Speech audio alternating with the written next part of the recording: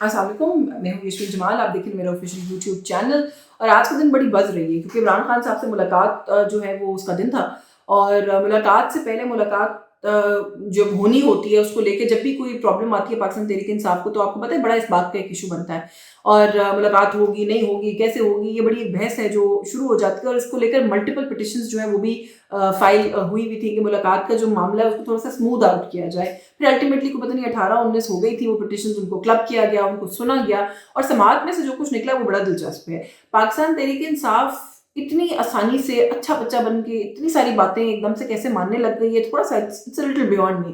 मुझे समझ नहीं आ रही है ये बात, क्योंकि सलमान अकरम राजा साहब जो है वो इतने ही अच्छे उनकी तरह वकील की तरह और इंसान की तरह जाके एक बात मान गए कि उनको ये कहा गया, जो मुखालिफ वकील था उसकी तरफ से ये पॉइंट रेज किया गया कि इमरान खान साहब के साथ जो मुलाकात है उसके बाद जो ये आके मीडिया से गुफ्तगू करके वो बयानात शेयर करते हैं इमरान खान साहब के, उससे इंतशार फैलता है, अमन अमान की सिचुएशन एग्रेवेट होने का खतरा होता है, जिसकी वजह से हम जो है वो थोड़ा सा ये गवर्नमेंट जो है या जो भी अथॉरिटीज़ है वो रिलक्टेंट होती है थोड़ा सा मुलाकात करवाने के लिए। तो ये इस बात से एग्री करें कि जो इमरान खान साहब के बयानात हैं या जो बातचीत वो करते हैं वो ये बाहर आके नहीं बताएंगे।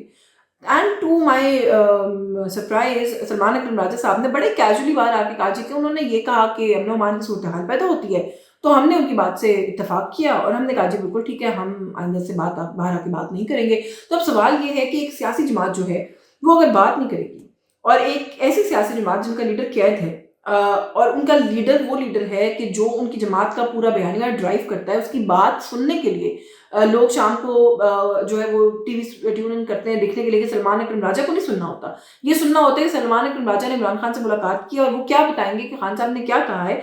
तो वो पार्टी और वो पार्टी के लोग जब बाहर आके ये नहीं बताएंगे कि इमरान साहब ने क्या कहा है, तो वो क्या बताएंगे?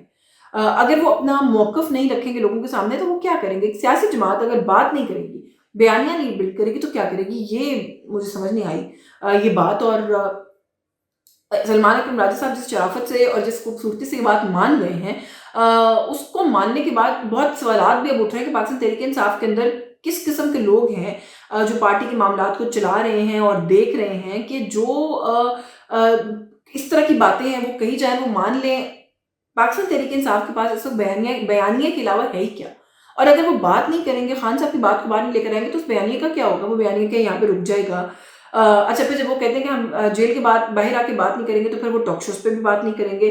सो क्या this goes on to now say कि इमरान खान साहब जो है उनकी पहले तस्वीर नहीं चल सकती थी, उनके बारे में पहले तो उनका नाम लेने के ऊपर भी बड़ा हमने देखा कि इशू बनता रहा, उनकी कोई फुटेज जो है वो नहीं चल सकती है, माजी की कोई ऐसी बात जो इवन हमने उनके खिलाफ भी करनी हो तो वो नहीं चल सकती है क्योंकि पैमरा की जो है स्टैंडिंग ऑर्डर्स हैं।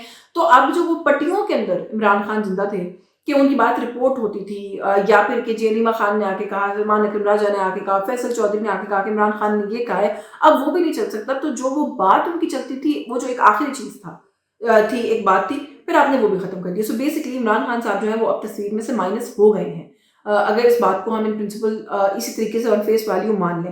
अच्छा, फैसल चौधरी वकील है इमरान खान साहब के, मेरी उनसे आज बात हुई। जब मैंने उनसे ये कहा तो उन्होंने कहा जी बड़ा अनफॉर्चुनेट है, मुझे तो बात ही समझ नहीं आई कि जब ये बात जेल में कही गई तो उस वक्त क्यों सलमान अकरम राजा साहब ने या दीगर वकला ने ये पॉइंट रेज नहीं किया कि ये तो बेसिक ह्यूमन राइट्स की वायलेशन है, कि आप किसी भी इंसान का जो फ्रीडम ऑफ स्पीच का राइट है वो कैसे छीन सकते हैं? आप ये कैसे कह सकते हैं कि आप उनकी कोई भी बात जो है बाहर आकर दोहराएंगे नहीं या लोगों को नहीं बताएंगे?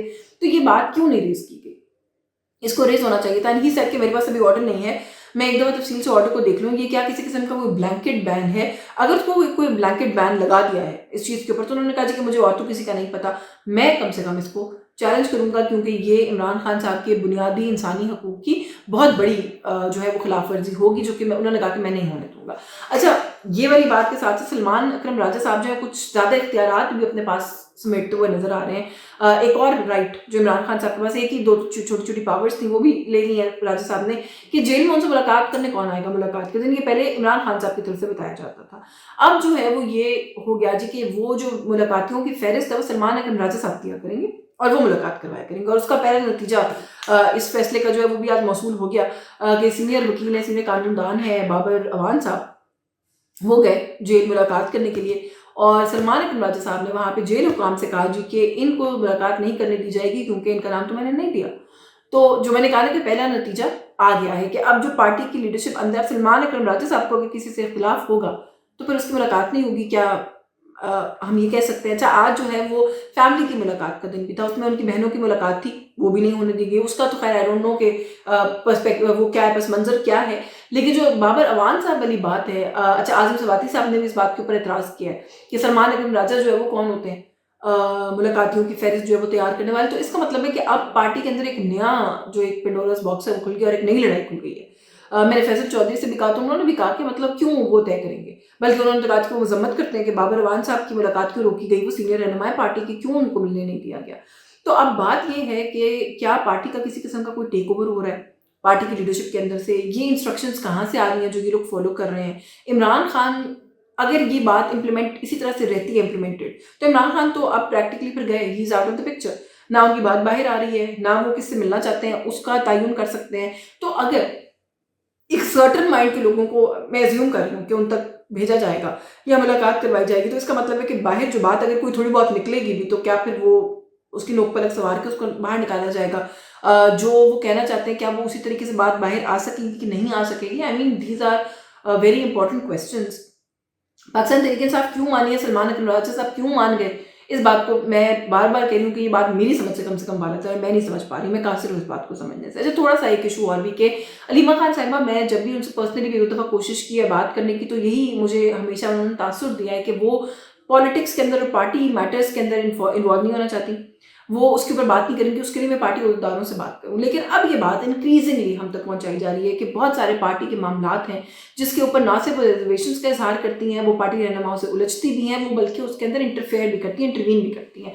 जो नेशनल सिक्योरिटी कमेटी की मीटिंग है, अभी मुस्तनद ज़राए ये बात बता रहे हैं, फिलहाल ज़राए हैं कि जो पाकिस्तान तहरीक इंसाफ ने पहले लिस्ट भी दे दी 12 लोगों की कि इनमें से कोई जो है वो शरीक होगा इस मीटिंग के अंदर, लेकिन फिर बाद में मीटिंग का बायकॉट कर दिया। वो क्यों किया गया, उसके पीछे अलीमा खान साहिबा का उसके अंदर कोई किरदार है, और उन्होंने ये बात बाहर आके कही है कि सवाल ही पैदा नहीं होता, कोई नहीं जाएगा मीटिंग के अंदर।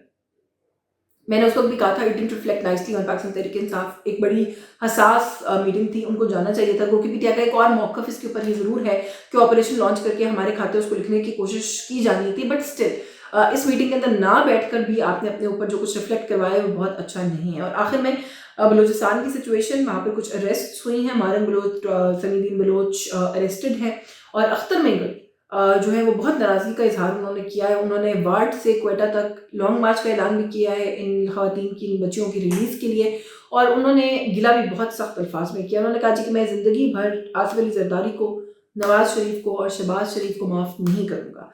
इनके घरों की ख़वातीन की जब बात आई, फरियाल तालपुर की, मरियम नवाज़ की, तो हम हमेशा इनके पीछे खड़े हुए, क्योंकि हमने हमेशा इस असूल पर बात की कि बेटियां बहनें साझी होती हैं। लेकिन आज जब हमारी बेटियां और बहनें जो हैं वो अरेस्टेड हैं, वो असीर उनको कर लिया गया है, तो इन्होंने हमारी बेटियों और बहनों को साझा नहीं समझा, और इनमें से किसी की इतनी भी नहीं ज़रूरत हुई कि वो कोई एक स्टेटमेंट ही दे देते, कोई कंसर्न ही शो कर देते, तो हम इसके लिए उनको नहीं माफ़ करेंगे कि उन्होंने हमारी बलोच बहनों को, बेटियों को अपना नहीं समझा।